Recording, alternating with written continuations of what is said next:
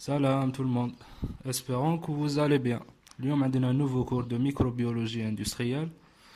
Le cours portera sur la production d'un champignon, le champignon de Paris, nommé Agaricus bisporus, à grande échelle, donc l'échelle industrielle.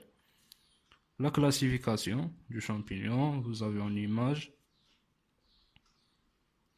Et on commence le processus de fabrication du champignon. Donc, en grosso modo, on a 5 étapes à suivre. Le compostage, la pasteurisation, un refroidissement, la fermentation et l'inoculation. Et la dernière étape, le gobetage. Alors, qu'est-ce qui se passe dans chaque étape? Premièrement, le compostage.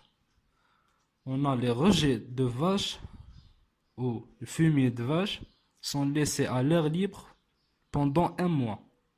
Comme vous savez bien, les rejets de vache sont très riches en matière organique, cellulose, hémicellulose et autres éléments.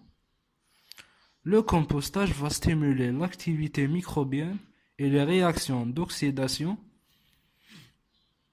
Comme vous voyez dans ces photos, il y a une partie d'énergie libérée sous forme de chaleur.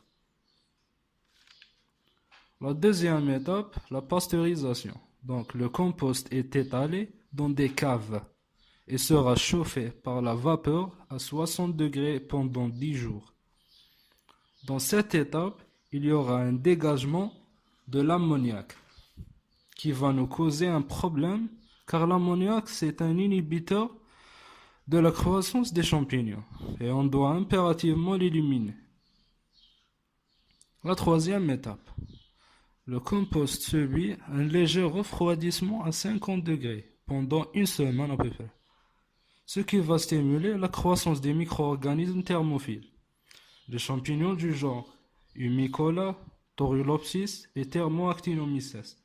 Ces genres-là utilisent le NH3 dégagé précédemment comme source d'azote pour leur développement et leur biosynthèse.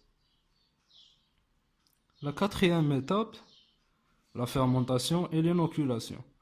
À 25 degrés, la poudre de basidiospore est déposée à la surface du compost et après 10 jours à peu près, on observe la croissance mycélienne.